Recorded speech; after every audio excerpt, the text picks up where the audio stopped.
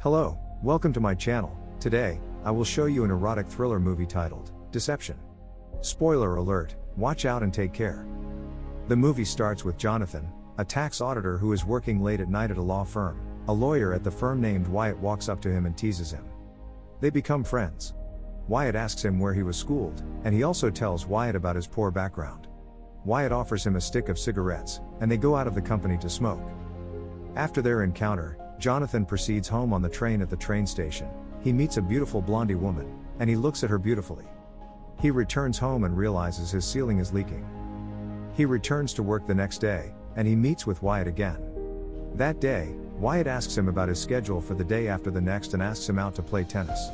On the chosen day, they both go out to play tennis alongside two beautiful ladies. After the game, they go to the changing room. In the changing room, Jonathan tells Wyatt that the ladies they played with are gorgeous. It leads them to a romantic conversation where Wyatt asks Jonathan how many ladies he had made out with. Jonathan replies 4, and Wyatt laughs at him. Wyatt takes him to a bar where they talk and gist. That night, as they depart, Wyatt stops at a hotel to meet a woman.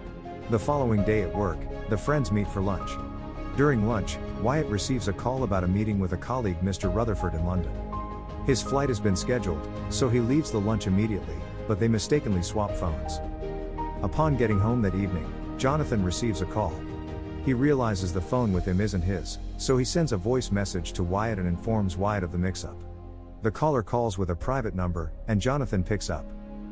The caller is a lady who asks him to meet her at a hotel in 1 hour.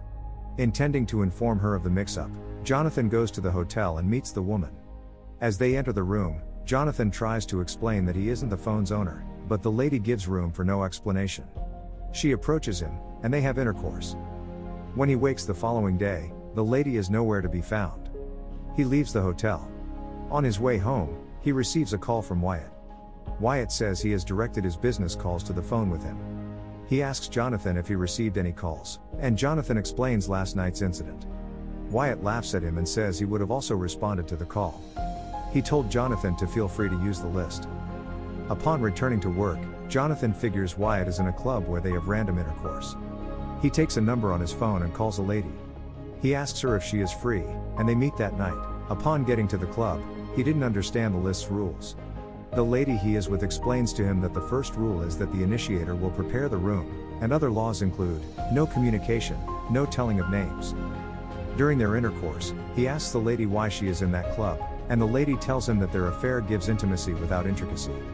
Since then, Jonathan goes on random encounters with different ladies. He receives a call from one of the club members one day, and the lady turns out to be the blondie lady from the station. As they enter the room, he tells her he knows her and has once seen her at the train station. The lady is more interested in the transaction and takes to make out with him, but he refuses. She attempts to leave, but he asks her for a meal. They both order food through room service, and they try to know each other. The lady tells him to guess her name if he wants her to tell him her name. He guesses that her name starts from S because that's the shape of her keychain. After their talk, S sleeps off. As he awakens the next day, S is gone, but she leaves him a note. That day, he places a call to Wyatt and tells him about S. Wyatt advises him not to get his hopes high as the lady is also part of the list. Since then, he rejects calls from all numbers and waits for S' call. He receives a call from her one night, and they meet at a restaurant. She brings him a gift, and he also gives her a present. During their meal, he tells her he hasn't stopped thinking about her since the first time they met at the train station. S tells him that she wouldn't like to complicate his life, so they should have nothing together. They share a kiss and enter a hotel.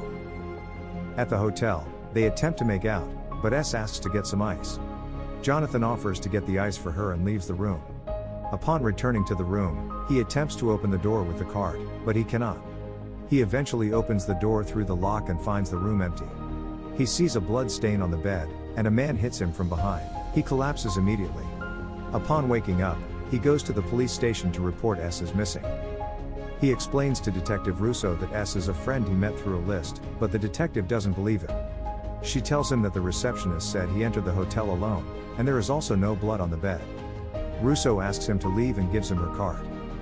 He places a call to Wyatt to no avail. He goes to the law firm to find Wyatt, but they tell him they have no lawyer named Wyatt. They also inform him that Rutherford is in New Jersey for hip surgery. He goes to Wyatt's home, but the house isn't Wyatt's. He returns home dumbfounded, but he meets Wyatt in his room. Wyatt welcomes him with a slap and tells him that if he wants to see S again, he must transfer a sum of $20 million to an account during his next company's audit. One day, Jonathan receives a call from Wyatt's phone. It's from a lady named Tina, and he goes to meet the lady. Tina knows Wyatt personally, so she figures he isn't Wyatt. He tells her he is in trouble and needs to know about Wyatt.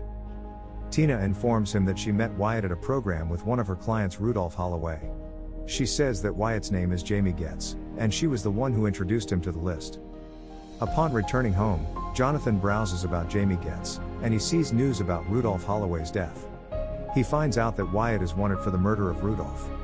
He calls the NYPD using Russo's identity and asks for all information about Jamie Getz. After getting all the information, he receives a call from Wyatt.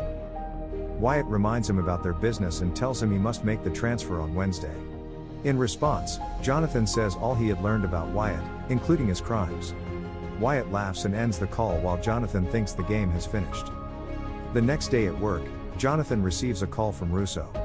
She tells him they found a dead woman who fits his description of S and shows him the woman's body. The woman turns out to be one of the ladies Jonathan had laid with, but he denies knowing the lady. He gets home and sees pictures of his intercourse with the lady in his room.